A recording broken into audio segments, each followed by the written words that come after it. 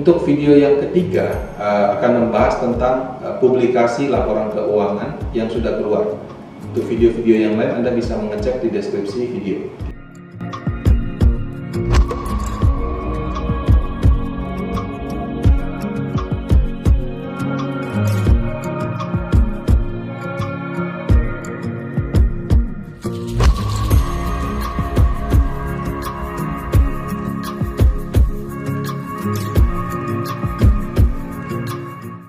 Di Bursa Efek Indonesia ada sekitar 770-an mungkin emiten yang sudah beredar di Indonesia.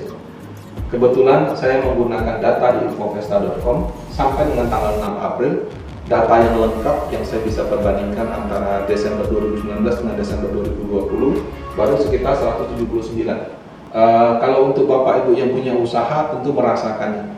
Tahun 2020 itu benar-benar cobaan yang berat, di mana mungkin pendapatan Anda turun, mungkin juga bahkan beberapa dari kita terpaksa harus merelakan karyawan seperti itu, ya, atau istilahnya PHK. Nah, sebetulnya secara umum seperti apa ya? 179 perusahaan ini saya bagi menjadi sektor dan subsektor.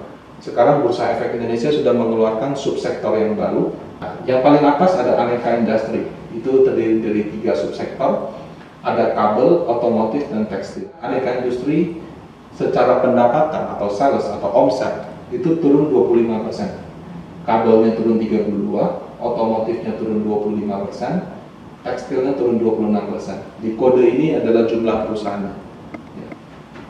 Barang konsumsi masih naik 0,26%. Itulah dikatakan kenapa kadang-kadang kalau dibilang lagi susah masuk sektor defensif, ya, karena ternyata masih bisa menunjukkan peningkatan daripada penjualan. Yang mengalami peningkatan itu adalah farmasi, ya, mungkin tahun lalu banyak jual vitamin C, vitamin D gitu ya, atau mungkin juga banyak melakukan tes COVID, tes kit segala macam. Jadi ada peningkatan omset sebesar 11%, konsumsi lainnya turun 1%, kosmetik barang kebutuhan rumah tangga naik 0,12%, makanan minuman naik 5%, peralatan rumah tangga turun 16%, rokok juga turun. Jadi industri barang konsumsi itu yang di tahun 2021 itu mengalami peningkatan penjualan. Industri dasar dan kimia itu mengalami penurunan 9%. Yang naik mungkin cuma keramik, itu pun juga sedikit ya. Industri dasar kimia lainnya, kayu dan pengolahannya, kemudian kimia, logam sejenisnya, pakan ternak, dan itu semua mengalami penurunan. Infrastruktur bagaimana? Nah, secara industri turun 13%. Tapi dari yang naik itu telekomunikasi. Jadi mungkin pada tahun 2020 banyak yang mungkin menggunakan layanan internet lebih banyak, sehingga langganan datanya lebih banyak. Jadi naik 8%. Nah, kalau kita lihat keuangan itu merupakan sektor yang paling besar di Indonesia. Jadi dan di Indonesia itu banyak perusahaan masih mengandalkan bank sebagai pendanaan yang utama. Jadi kalau kita mau tahu ekonomi Indonesia itu nafasnya lagi bagus apa tidak, memang harus kita lihat itu sektor keuangan. Nah, keuangan secara omset turun 4,11%. Nah, bank itu mengalami penurunan 3,65%. Tidak jelek juga. Kenapa? Karena artinya kreditnya masih disalurkan, walaupun mungkin masih meneruskan yang lama. Nah, kemudian ada perdagangan jasa dan investasi, ini turun 15%, di mana untuk perdagangan alat-alat kesehatan yang naik. Perusahaan investasi kalau di Indonesia kadang-kadang banyak aksi korporasinya. Jadi walaupun penjualannya naik, kita mesti cek dulu itu memang karena aksi korporasi atau memang penjualan murni seperti itu ya. Kemudian pertambangan bagaimana? Kan harga batu bara naik. Nah, batu bara naiknya itu memang cukup lumayan, tapi naiknya di akhir tahun. Jadi kalau dari Januari sampai September itu harganya masih cukup rendah. Batu bara kalau untuk pertambangan turun 17%, kalau untuk batu bara turun 19%, logam lainnya 13%, dan minyak gas bumi turun 14%. Nah, kalau pertanian, itu cukup yang lumayan bagus adalah kelapa sawit. Kalau harga kelapa sawit sudah meningkat terus dari tahun lalu, makanya penjualannya masih mengalami peningkatan. Nah, kalau properti juga masih turun, bahkan cukup parah, 38%. Konstruksi turun 41%, properti real estate turun 16%. Nah, jadi kalau secara total kita jumlahkan 179 perusahaan ini, itu yang namanya omset menurun sekitar 10% di tahun lalu. 2020 memang masa yang berat untuk perusahaan-perusahaan Indonesia, tapi turunnya sekitar 10%. Tentu ini sudah cukup oke, karena kalau kita lihat mungkin sektor yang jasa, travel atau apa, turunnya mungkin bisa 50-100%. Bagaimana untuk laba bersihnya? Nah, jadi kalau laba bersih, secara umum kalau kita lihat angka di sini, turun 35%. Jadi kalau penjualannya turun 10%, laba bersihnya turun 35%.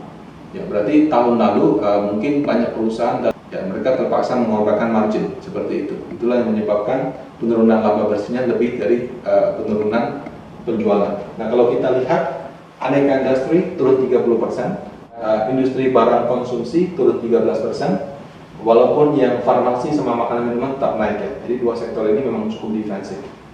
Kemudian industri dasar dan kimia turun 65%. Kemudian infrastruktur turun 120-100%. Biasanya di sini ada aksi korporasi tertentu sehingga yang tadinya untung jadi rugi. Kemudian keuangan itu turun sekitar 34%. Bahkan kalau sebetulnya tahun lalu kalau tidak ada relaksasi dari OJK mungkin turunnya lebih dalam lagi seperti itu.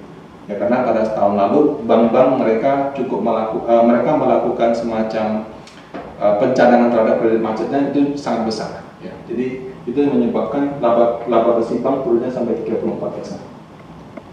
Perdagangan dan jasa turun 36%, pertambangan masih turun 16%. Nah, kalau pertanian itu dari rugi jadi untung. Jadi angka persentasenya kita nggak bisa lihat.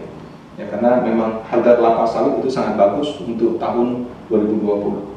Properti dan real estate itu juga dari untung jadi rugi. Ya, karena ada perusahaan dari konstruksi yang mengalami kerugian besar sehingga membuat secara sektor dia turun. Laba bersih turun 35%. Apakah itu yang membuat saham kita di 2021 ini kurang bagus? Menurut saya ini sudah tercermin di pergerakan harga di tahun 2020. Untuk 2021 bulan Maret dan April ini terus terang yang dilihat dari investor bukan lagi laporan keuangan tahun lalu, tapi laporan keuangan tahun ini. Nah, bagaimana Pak dengan view laporan keuangan 2021? Untuk Januari sampai Maret, menurut Panin Asset Management, laporan keuangan kita justru mungkin belum akan membaik. Jadi antara stagnan atau bahkan turun sedikit, baik penjualan maupun laba bersih. Kenapa? Karena untuk 2021 ini masih ada PSBB atau sekarang istilahnya PPKM Mikro gitu.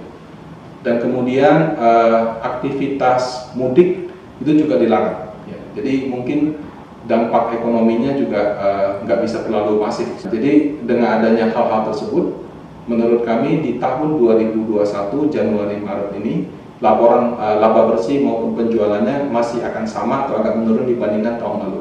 Karena Januari-Maret 2020 orang masih normal. Tapi kalau untuk laporan keuangan bulan April-Juni kuartal 2 diperkirakan akan sangat baik. Kenapa?